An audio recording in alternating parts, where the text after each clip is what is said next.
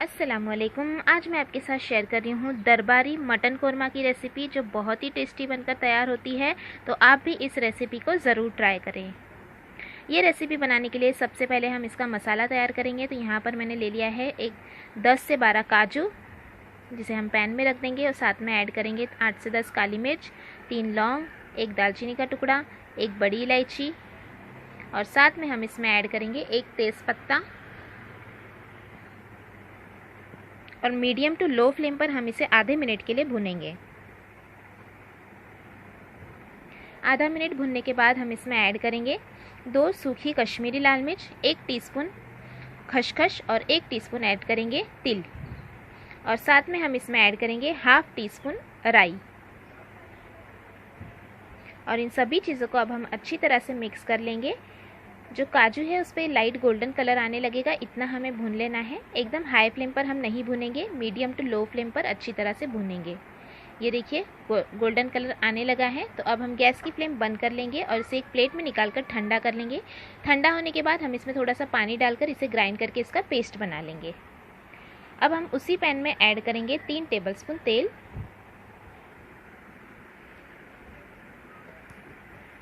और तेल अच्छा गर्म होने देंगे। तेल गर्म होने के बाद हम इसमें ऐड करेंगे 1 मीडियम साइज़ की प्याज कटी हुई, और प्याज को हम लाइट गोल्डन कलर आने तक भून लेंगे।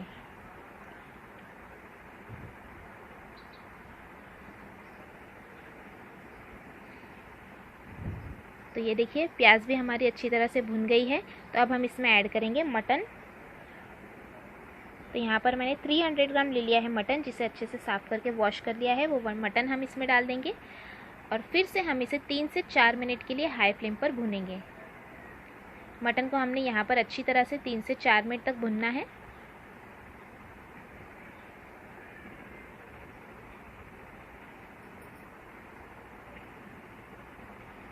तो ये देखिए मटन को भी मैंने 3 से 4 मिनट तक अच्छी तरह से भून लिया है। तो अब हम इसमें ऐड करेंगे 1 टेबलस्पून अदरक लहसुन का पेस्ट, साथ में ऐड करेंगे नमक स्वाद अनुसार, 1 टीस्पून कश्मीरी लाल मिर्च पाउडर, 1/4 टीस्पून हल्दी पाउडर, और 1 मीडियम साइज़ का टमाटर बारीक कटा हुआ।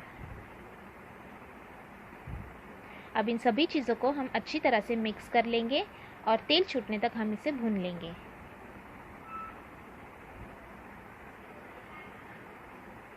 ये देखिए तेल छूटने तक मैंने अच्छी तरह से भून लिया है।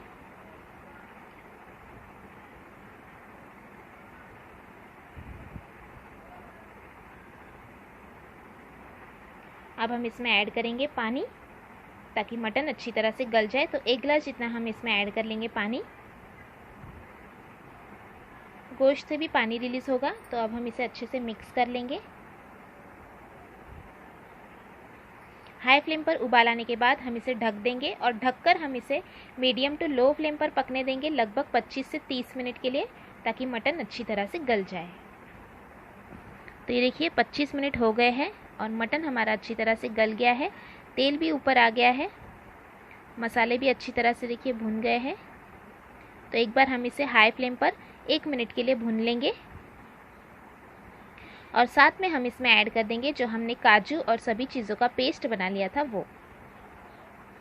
तो ये भी साथ में भुन जाएगा। तो अब हम इसे अच्छी तरह से तेल छूटने तक भूनेंगे लगभग 2 से 3 मिनट के लिए। तो ये देखिए तेल रिलीज़ होने लगा है। 2 से 3 मिनट तक मैंने अच्छी तरह से भून लिया है।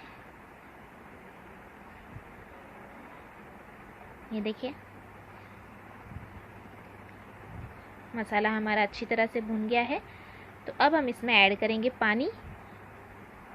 तो आधा गिलास जितना हम इसमें पानी ऐड करेंगे। मुझे ज़्यादा पतली ग्रेवी नहीं चाहिए, तो बस मैं आधा गिलास इसमें पानी ऐड कर रही हूँ, और मिक्स कर लेंगे और पकने देंगे लगभग 2 से 3 मिनट के लिए मीडियम फ्लेम पर। ज़्यादा हमें नहीं पकाना है, बस थोड़ा सा ही मैंने पानी ऐड किया है। तो 2 से 3 मिनट तक मैं इसे पका लूँगी। साथ में ऐड कर देंगे हरा धनिया कटा हुआ, और मिक्स कर लेंगे। तो ये देखिए 2 से 3 मिनट पकते हुए हो चुके हैं। तो अब हम इसे ढक कर रख देंगे और गैस की फ्लेम बंद कर लेंगे, ताकि तरी ऊपर आ जाए। उसके बाद हम इसे सर्व कर लेंगे। तो ये देखिए गर्मा गर्म मैंने सर्व कर लिया लगभग 10 मिनट बाद, ताकि तरी अच्छी तरह से ऊपर आ जाए। और आप भी इस रेसिपी को ज़रूर ट्राई करें, और रेसिपी अच्छी लगी तो लाइक और शेयर भी ज़रूर करना, और चैनल को सब्सक्राइब भी ज़रूर कीजिएगा। Thanks for watching, have a good.